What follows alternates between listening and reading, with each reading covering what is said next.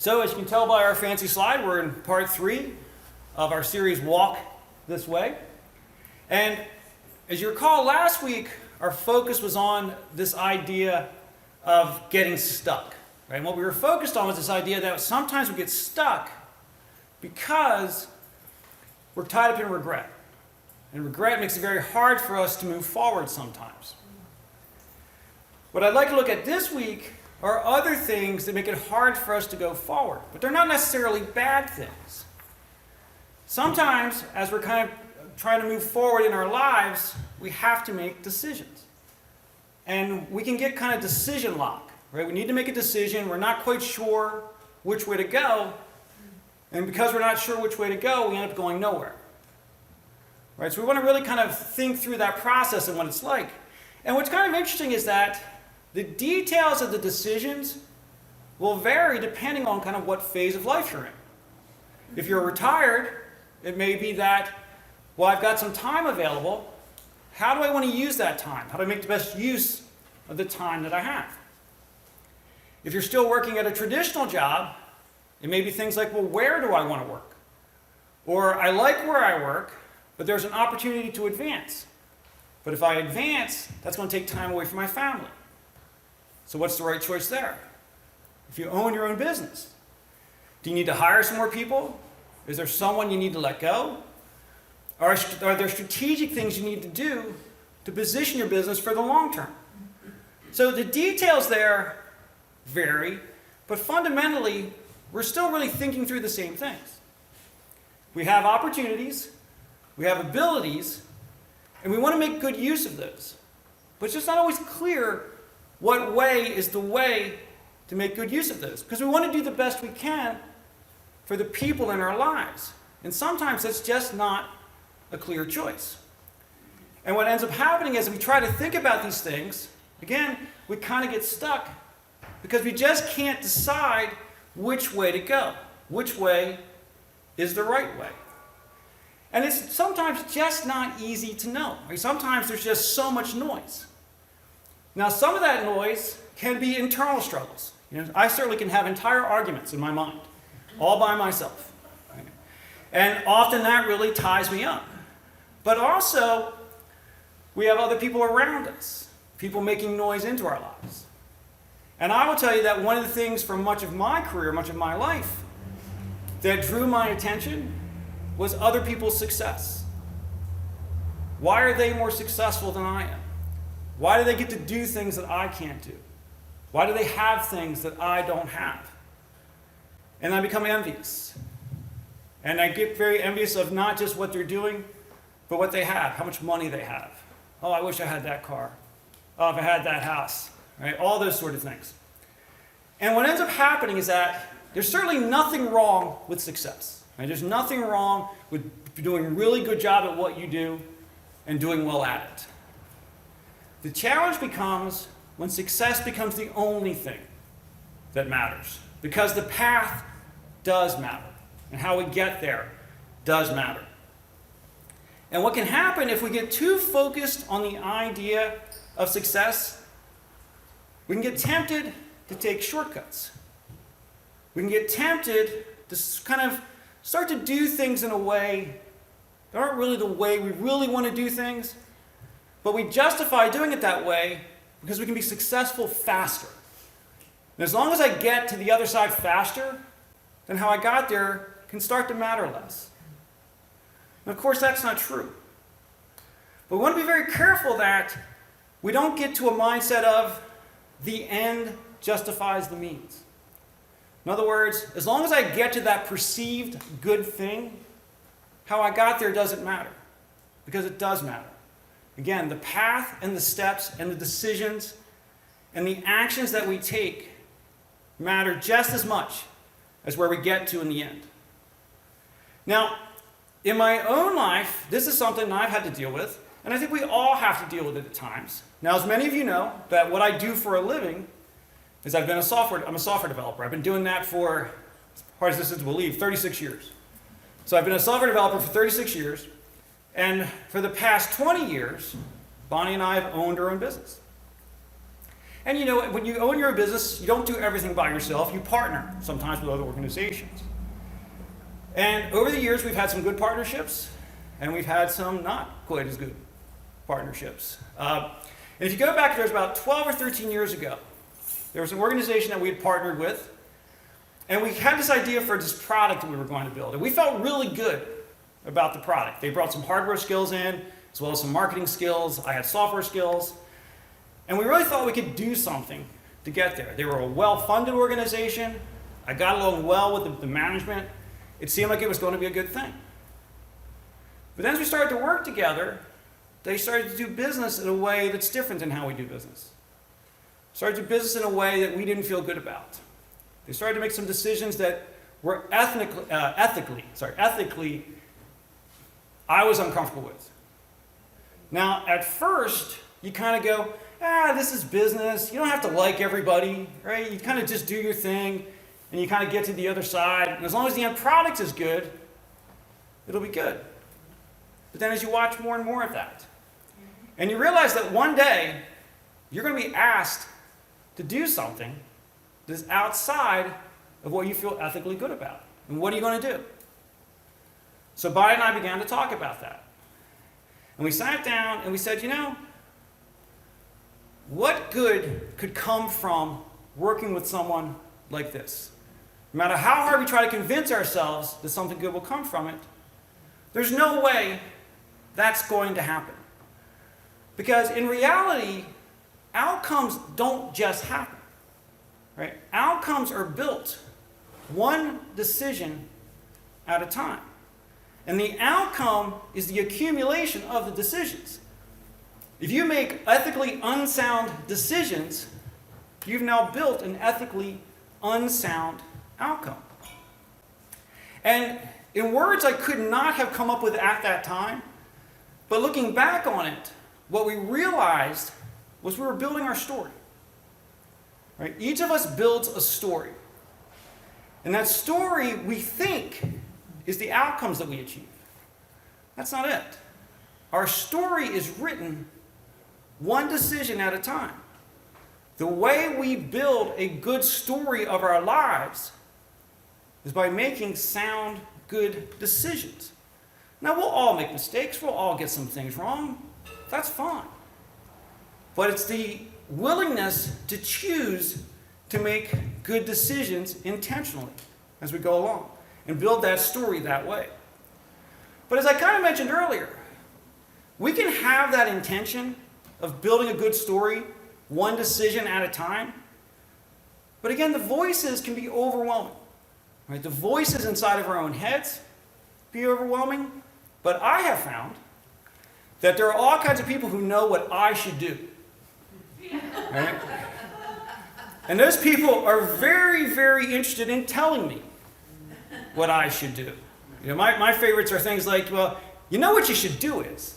And they would lay out this perfect plan in their mind, even though they don't know all the details of what I'm dealing with. Or actually, my top favorite is, well, if it was me, what I would do is. Right? Yeah. And, okay. What's, I'm not going to tell you I have a plan for you. oh, you have it? Oh, I see. I see. You have a plan for me. I got it. All right. I have no doubt, Kitty. I have no doubt. But what's interesting about all this, right, is that those things create confusion. Now, as we talked about last week, you don't want to make decisions in a vacuum, right? You want to talk with other people. But people have to earn the right to be part of that process. Right? Talking with trusted people is a good thing.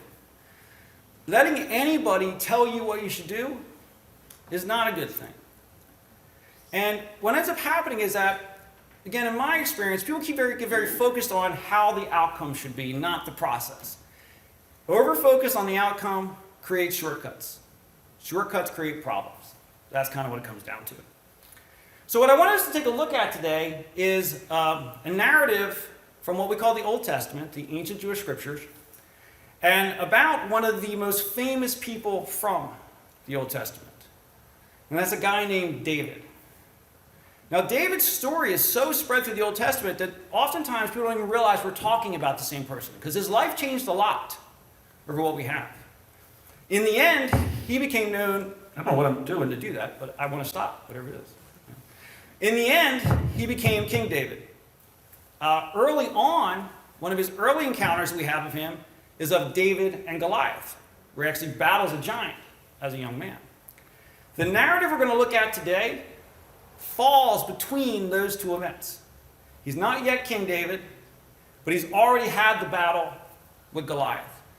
And one of the reasons that David's story is so interesting is because his life changed so much. That he started out very poor. He was a shepherd, caring for sheep, his father's sheep. He was the youngest child. No one really paid much attention to him. And one day he would become what is largely looked at as the greatest king that Israel ever had. But that was a long road for David, and he went through a lot of stuff. And one of the things that was kind of interesting in David's life is that while he was still just a shepherd, he was told that he would be the next king of Israel, which was an absolutely impossible thing to imagine. But the person who told him that had the authority to tell him that.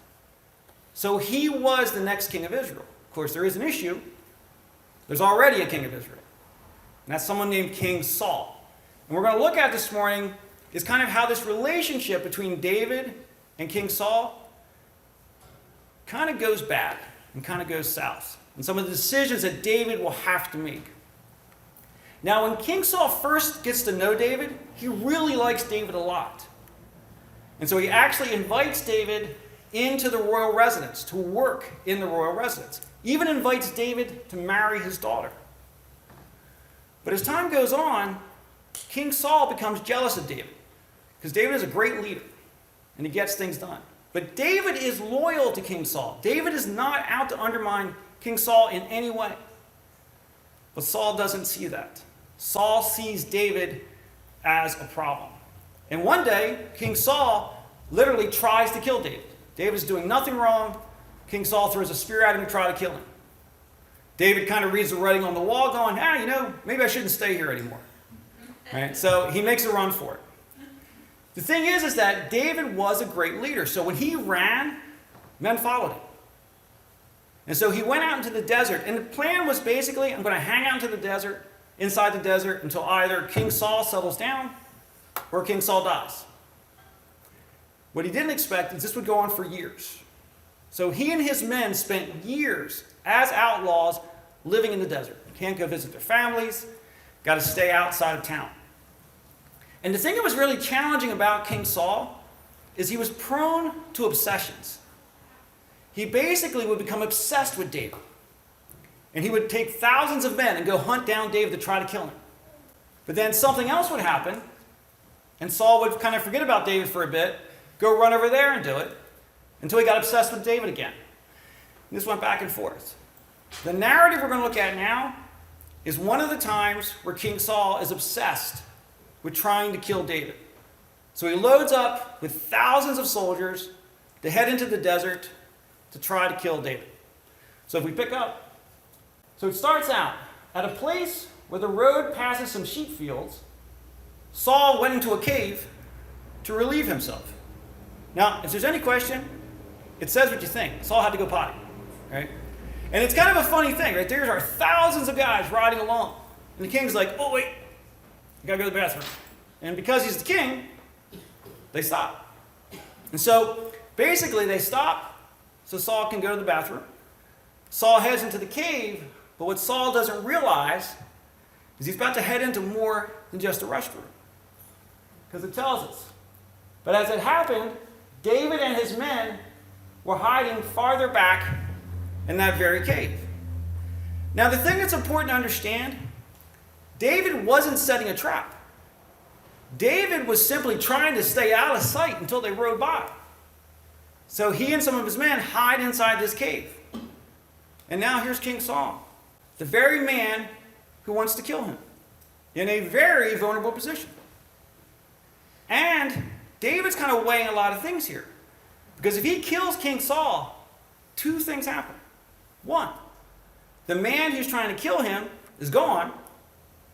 But the other thing, he would now become king. So this is the way to solve all the problems.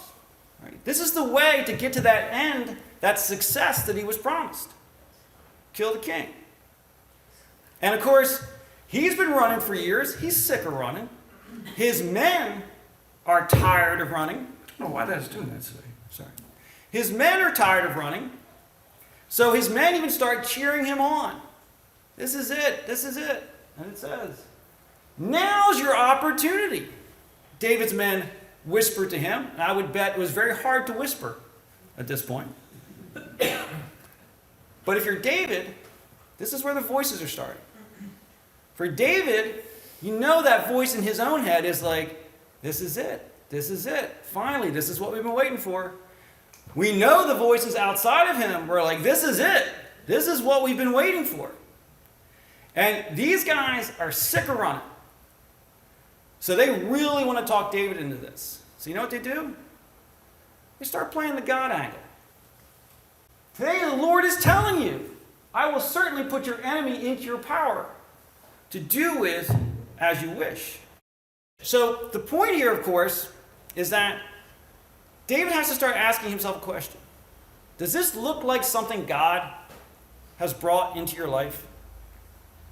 Does David really believe that his opportunity to become king is an opportunity from God to kill the existing king?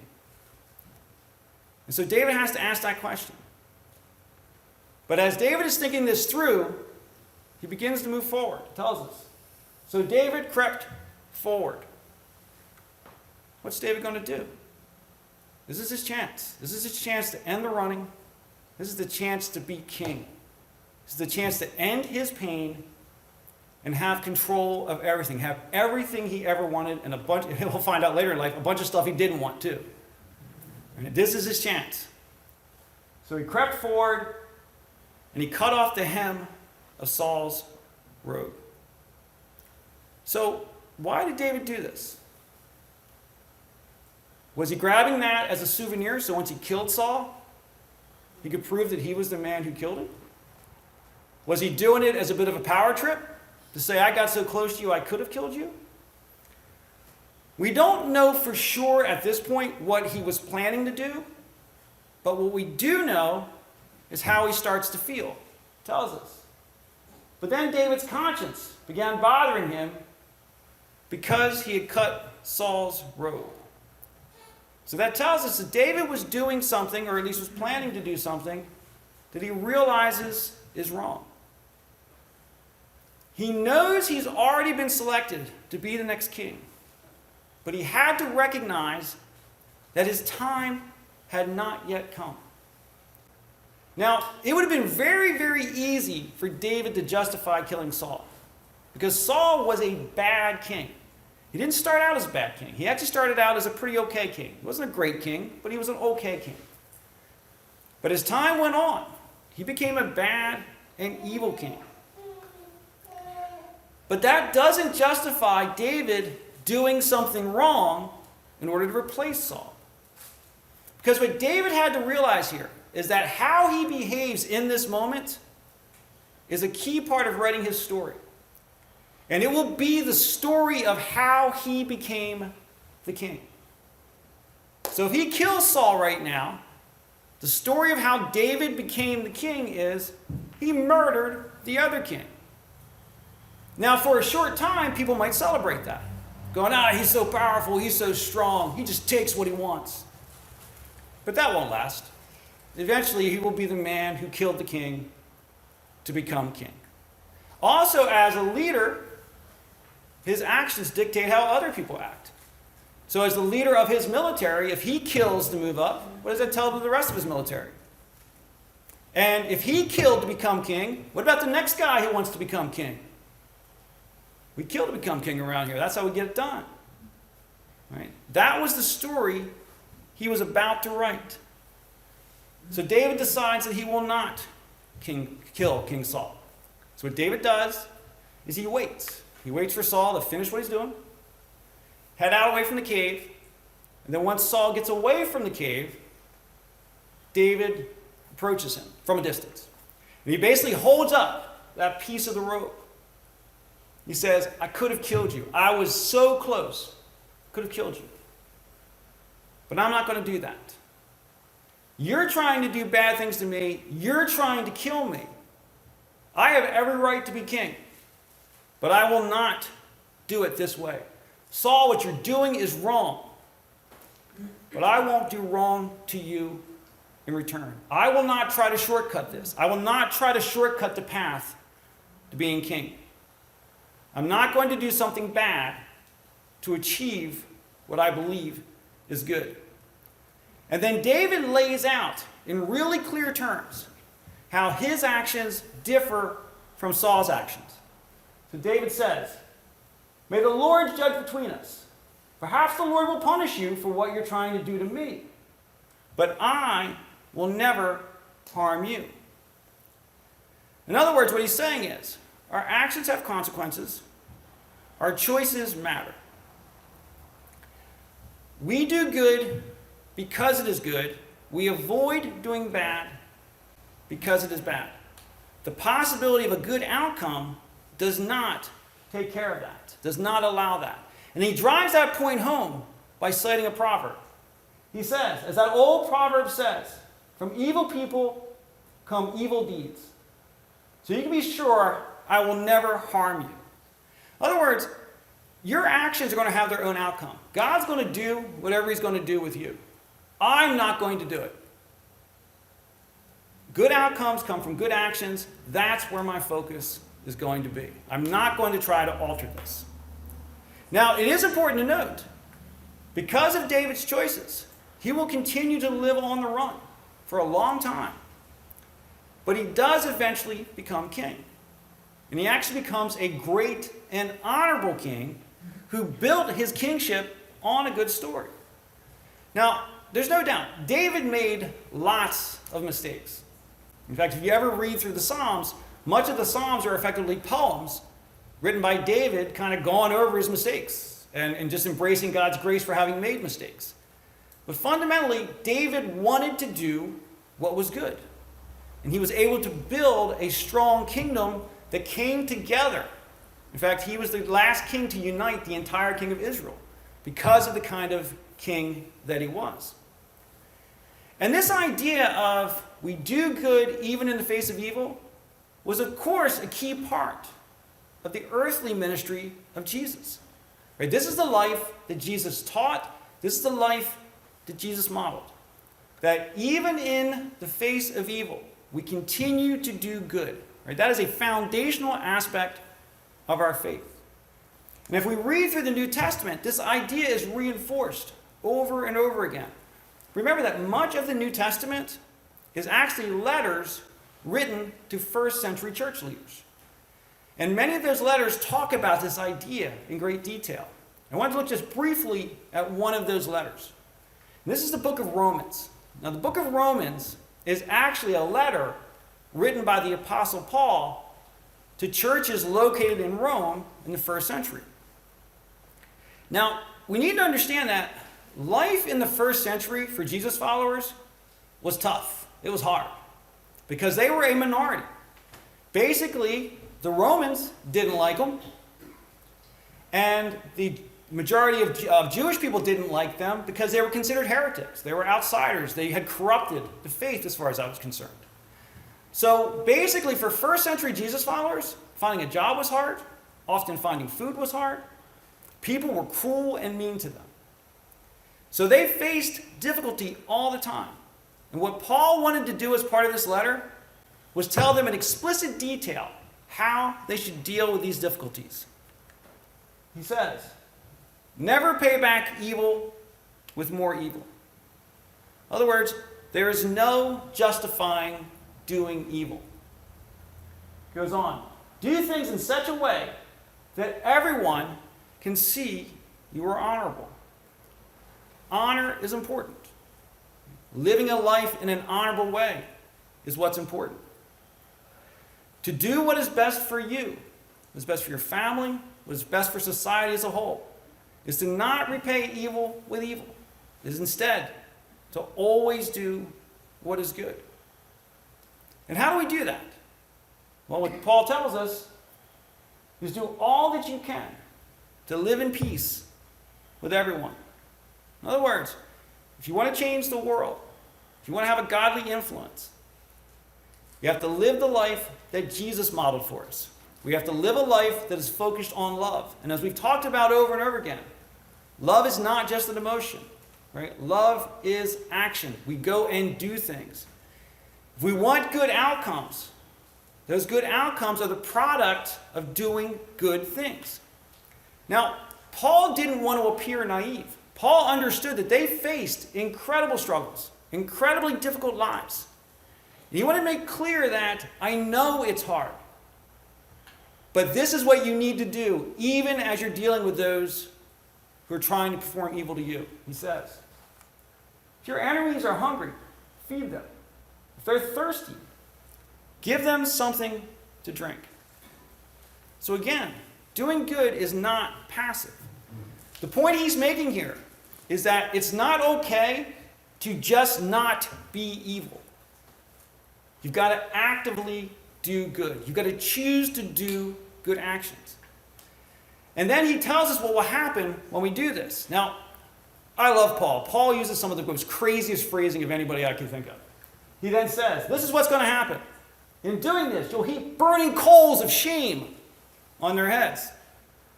Now, that's kind of an extreme terminology, but he's trying to make a point. He's using hyperbole. Right? What he's saying is that people will be so surprised by this behavior of doing good in the face of evil that will actually be disarming. Our kindness, our willingness to be different is our chance to make a difference.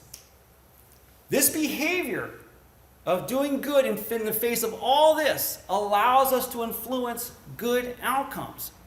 And will allow us to do it in a way that nothing else will make possible. And then Paul sums all this up in a single statement. Paul says, don't let evil conquer you, but conquer evil by doing good. In other words, what he wants to say is that in the face of evil, in the face of difficulties, in the face of mistreatment, in the face of behavior that you don't agree with, if you repay it with evil, you're letting evil conquer you. But when we do good in the face of evil, in other words, we do good no matter how others are acting, no matter how others are treating us. In that case, that's how we conquer evil. We conquer evil by doing good. And as Jesus followers, that's how we're meant to live our lives. In every choice, in every decision, we need to choose to do good. Because remember, we're building our stories. Our stories are built one decision at a time. And our stories do not stand alone. Each of our stories intersects with the stories of the other people in our lives. We need to build our story correctly. I hate to use that phrasing. We need to build our story by consistently doing good. I'm not saying there's a right or wrong way, but we consistently do good. And we impact other people's lives and their stories by doing good to them and doing good with them. We must decide to do good, even in the face of evil. We need to take action that does good. If you want to do good for yourself, for your family, for the nation, for your world, for society as a whole, in each decision, in each choice, we have to choose to do good. Because good outcomes do not happen by accident. Good outcomes and good stories are built by taking and making one good decision at a time. Pray with me. Dear Heavenly Father, Lord, we are grateful to be here this morning. Lord, we are grateful for the lives and stories that you've given to each of us. Lord, we're grateful for just your guiding hand in our lives, Lord, for the guiding of your Spirit, Lord, for the guiding of relationships. So, Lord, I pray that as we head out into this week, that we will each take a moment to look at our stories and to look at our decisions and look forward with hope and positivity, to let go of regret and recognize that it's Every day is a new day to build part of our stories. Every day is a new chance to make good decisions. Every day is a new chance to be your loving presence to the people in our lives. Lord, so I pray that we are encouraged by this, that we embrace your love, Lord, and that we walk in step with you, Lord, building our stories, being focused on doing good one step at a time, trusting, Lord, that as we follow these series of just doing the best we can in our lives, that you have an amazing outcome out ahead for us, Lord. We praise you, Lord. We thank you for all you give us, Lord, and we thank you for all we have. I pray this in Jesus' name.